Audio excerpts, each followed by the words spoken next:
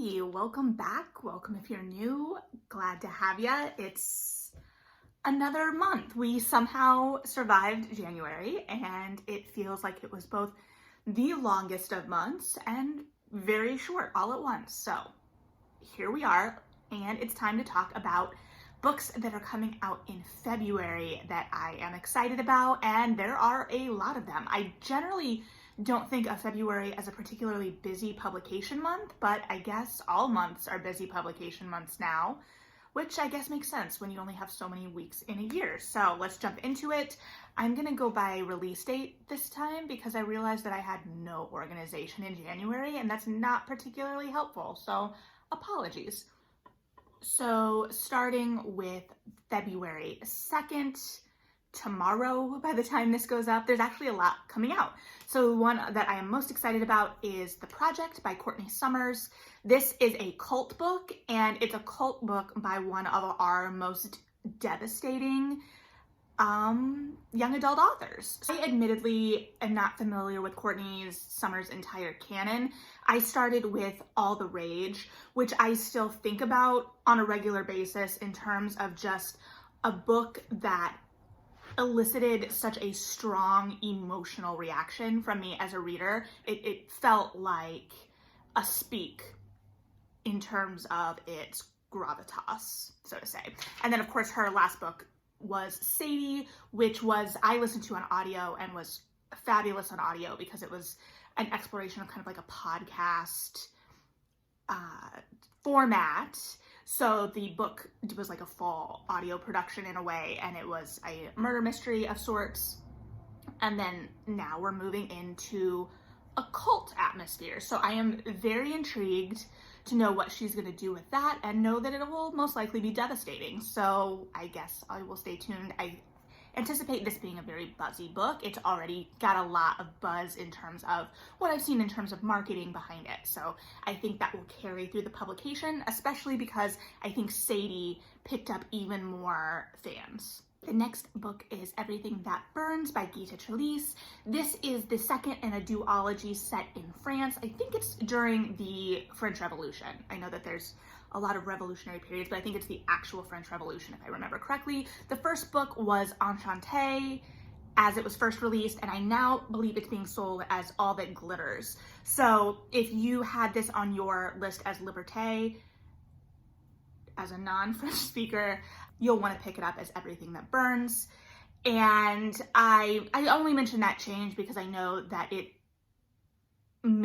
some may not have heard of it, and I know that that's a very difficult decision to repackage your books under new titles.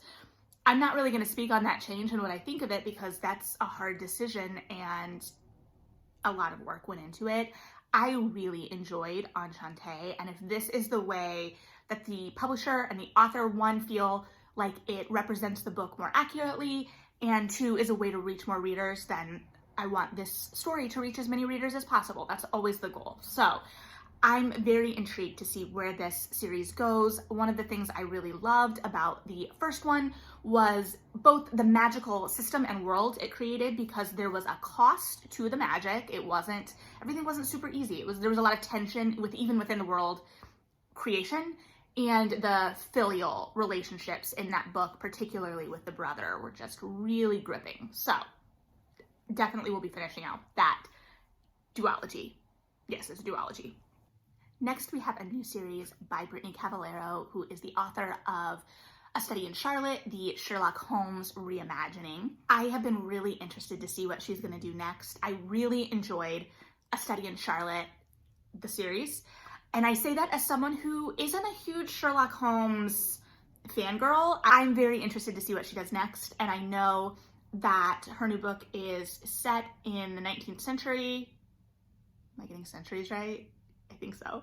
At the World's Fair, and it involves America as a monarchy, potentially, which is the one piece that I'm just like, I don't know. I was very excited about the World's Fair because I think, trying to remember way back to when I heard her first talking about the book, and I don't remember if it was on Twitter or where, I feel like she said it was the Chicago World's Fair, which I think would make sense time-wise, but we'll see.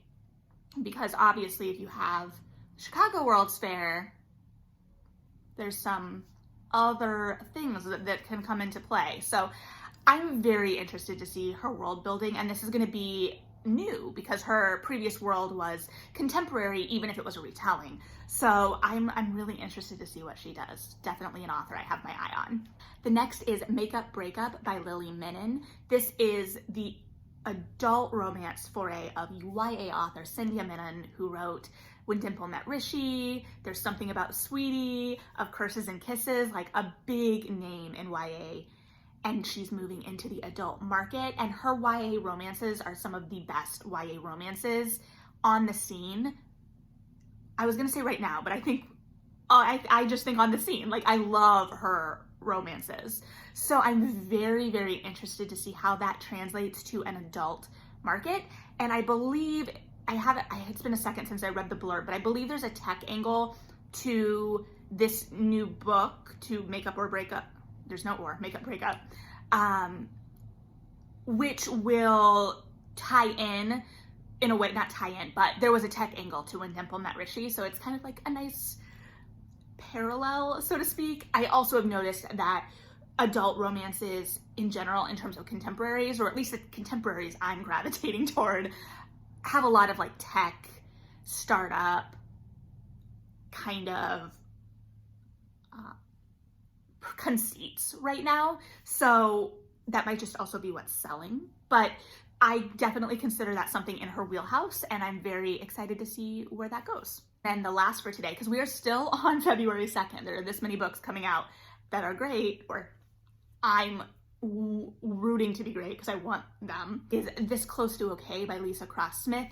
Lisa Cross Smith wrote last year's short story collection, I have to look on my shelf, So We Can Glow, which was a short story collection that was absolutely gripping and totally outside of what I generally gravitate toward in short stories, and that it was very rooted in the real, and especially in women, which is what I gravitate toward, and their relationships with each other, all of these things. There's one short story in there that I absolutely love in terms of form and its ingenuity, and I don't know. I would have to talk about that more in depth at another time. But she has a new novel coming out. I have not read her first novel, which I've also heard great things about, but this one follows a woman who takes in a stranger, apparently, and what happens from that.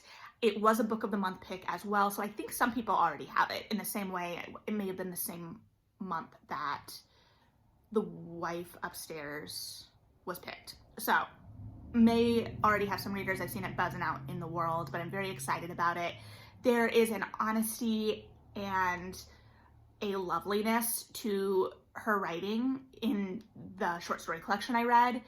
And lethargy isn't the right word, because that implies that there is a lack of action or that there's some stalling, but there is she is able to write around the stillness and write stillness in a way that is really compelling and makes you sit in that and makes that stillness feel active. So take with that what you will. I'm obviously not explaining it very well, but I'm very interested to see what she does with this novel, and we'll definitely be reading it. Let's move on to February 9th. So the next book I'm really excited about is a short story collection, Kink, edited by R.O. Kwan and Garth Greenwell, but it's got stories from a bunch of heavy hitters. The only name that's popping to my mind right now is Roxane Gay, but I know there's a lot more in there. And for me, R.O. Kwan is a heavy hitter as well, because The Incendiaries is still one of my favorite debuts in recent years. And I have been meaning to pick up Garth Greenwell for a long time. I've heard nothing but great things. My old bookstore manager raved about his work. So lots there as well. You've got two really established literary authors at the helm of this, and the collection, from all I've read about it and heard about it, explores relationships, kink, sexuality, individuality through, and how that plays into queerness and how queerness impacts all of this. So it's a queer, sexy short story collection. And what more could we want out of February, really? So I'm definitely going to be picking that one up, and we'll see how racy it is and how much I can talk about it, because it's definitely one I really would like to talk about, because yeah, it sounds like there's a lot of really good people involved. The next book is a YA contemporary, As Far As You'll Take Me by Phil Stamper. Phil Stamper is not a new author, but will be new to me. I have not read his first book, although I've heard wonderful things about it. The Gravity of Us, I think, is his first one. What really caught my eye about this one is Oboe, the lead character, our protagonist, if you will, plays the oboe, and it goes to an overseas program, I believe, to play the oboe. I used to play the oboe. I'm not going to pretend I was good at the oboe or went particularly far with it. However, my brother is a music teacher as well, and did a lot of really intensive and prestigious programs when he was coming up as a student. So I am at least tangentially aware of the music world in that way. I believe it also explores identity, and I think it will explore themes of coming out as well. But it just seems like it's going to be a heartwarming story, and I've heard really good things about this author. So I feel like Oboe is really the way for me to jump in. So the next book I'm really excited about is The Gilded Ones by Namina Forna. This has been getting great buzz online for a long time now. I have it pre-ordered. It follows a young woman who is preparing for her coming-of-age blood ceremony, I believe, in her village, and she's praying for red blood because she is already kind of a little bit of an outsider in the village, and that will make her accepted. And that is like the normal whatnot. But she has gold blood, which ostracizes her. And she ends up joining this band of young women who are fighting against the emperor, I think, based on the blurb. So it's a coming of age story. It's that, there's something about our protagonist that sets her aside, and she joins this rogue group. It sounds like it's going to hit all of the buttons and explore tropes that are very familiar and exciting for YA readers in fresh, exciting ways. So I'm really excited to get my hands on this one. Like I said, I have it pre-ordered, so hopefully I will get to it sooner rather than later, because just based on the buzz, it's something I want in my hands. And then the last book for February 9th, February 9th, is The Witch's Heart by Genevieve Gordachek. I don't really know much about this author. It's kind of being marketed, in the way I've read about it, to the Madeline Miller readership, because it is a twist on Nordic mythology. So supposedly, and it's been, I think, a couple weeks since I read the blurb, that a woman marries Loki, has a family with Loki, and then something happens, and so it's a twist on Norse mythology through a female lens.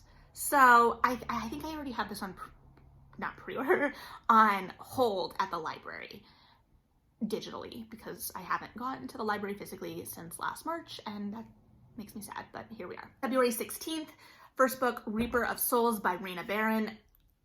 It's the sequel to Kingdom of Souls, and I think is it a duology or a trilogy? I think it's a duology. I read it last spring, and I don't know how to explain my reading experience in a way that doesn't sound frightful, because it wasn't, but the second half of the book, I was like on anxiety high the entire time. Like, the pacing of the book halfway through, the pedal goes down to the floor and it doesn't let up. I don't know how she kept that much tension consistently in the second half of the book for me personally as a reader, and I was just really impressed with just that ability, right? And it wasn't like I was constant, like she had moments where it let up structurally, she did all the things, but I just was so invested. Anyway, there was also a twist at the end of that has me like, where are we going? So I'm gonna get my hands on it, and we're gonna find out. It's gonna be great. I really, really love that, and I need to pick up her middle grade, I think Maya and the Rising Dark, because that also sounds delightful based on my reading experience of Reaper of Souls. So definitely an author I also have my eye on there. The Echo Wife by Sarah Gailey. I don't remember. I put this on my list so long ago because I really enjoyed Sarah Gailey's first book, and I haven't read her book from last year yet, which I meant to, and then I want to read this one. I believe it's kind of like a sci-fi thriller of sorts. Lots of like wifey books in the title right now, but I think that's just, you know, in the same way that we had all the girl on the whatever, that's a marketing thing more than an author thing. So yeah, she does really interesting things with her worlds. Did she write? Okay, I also read her shorter book, Upright Women Wanted, which it was like the dystopia Western librarians, which was really good. I listened to that one. So I've done 2 of her titles. First comes Like by Alicia Ray. This is the 3rd in her kind of techie romance series. So this is gonna follow a beauty influencer and a Bollywood star within the world that's already been created of this group of friends. So the first one, like for a recap, in that you should read this whole series if you haven't, is a hate to love with rival dating apps, and the second one is a bodyguard romance. So, and then do I even need to tell you that A Court of Silver Flames by Sarah J Maas is coming out? I don't know that I do. I will read this because I'm very interested to see what she does with this world. But as I've stated before, I'm not a Sarah J Maas fangirl in the sense that I read most of her work, I think. I haven't finished Throne of Glass, so I guess maybe I don't. But that's the first sign that I'm not like a full fangirl. But also, I don't have the depth of knowledge that most readers of her work do that consider themselves fans. So I'm not a fan. I just am not part of that fandom. There's a lot of fandoms that have popped up that I'm just not a part of. And I just have to accept that it's okay to just kind of be a casual enjoyer and let other people run around having their fun. Because I'm never gonna stomp on your fun. And I love watching you have fun. I'm a fan of your fun. I just am not gonna be able to speak to the depth of her work as a lot of people are.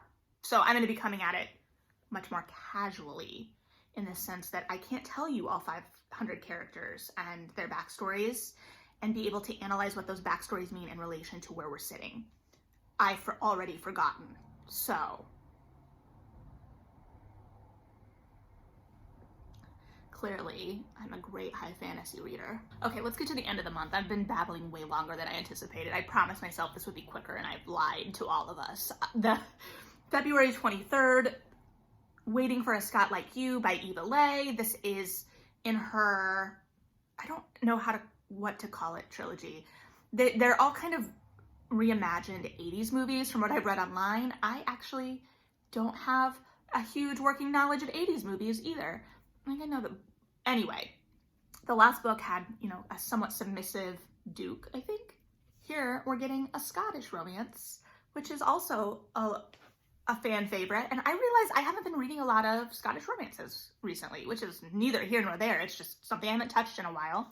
And there's this one, and then there's another one later in the year that for sure is a series I started that I think takes a Scottish turn. So we'll see. That's what I got for you. They're fun. Read them. The Upstairs House by Julia Fine. Julia wrote What Should Be Wild. What Should Be Wild has been kind of a polarizing book in terms of reviews. When I read it, I knew that it was going to be. I really liked it. It had everything I kind of gravitate toward, especially with like the woods. Anyway, I actually had a bid on it during Romancing the Runoff, and I had the winning bid 4 days before losing in the 11th hour as expected, but I actually had the winning bid for much longer than I anticipated. All that to say, she has a new book coming out called The Upstairs House, and it is about a woman postpartum who I believe starts imagining Margaret Wise Brown, yes, the author of Goodnight Moon, upstairs or haunting her in some way. It just sounds just so odd, and I have heard that it manages to be creepy too, because like that just sounds absurd, right? Like it sounds like there's some tension there, but will it be scary? I don't know. So I'll be interested to see either way. I'm very excited because I definitely think What Should Be Wild had some of that tension.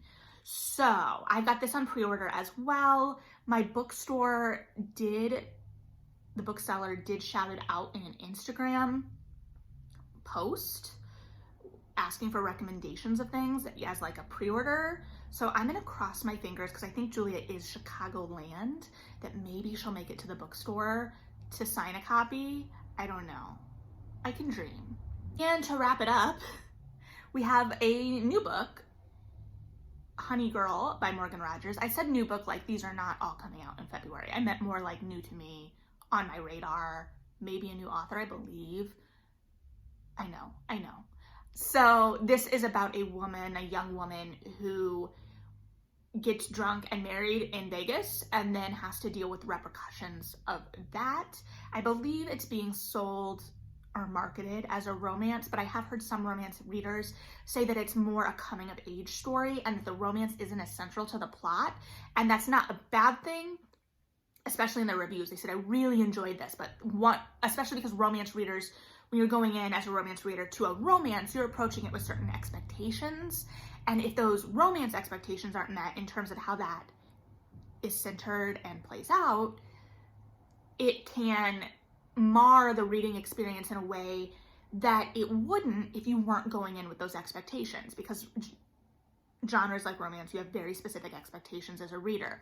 So I, again, have not read this yet. I do have it on hold at the library, and or I pre-ordered an audio copy. I have lost all track. Clearly I need to pay more attention. There are some books I pre-ordered that I'm like, these I'm gonna forget I pre-ordered for sure. And clearly I already have. So anyway, all that babbling again to say, I'm excited about this. It sounds like it's gonna be really intriguing. I do love accidental marriages. So I'm intrigued to see where this goes with that. And I think she does accidentally marry a woman too. So it's queer as well. And the cover is gorgeous.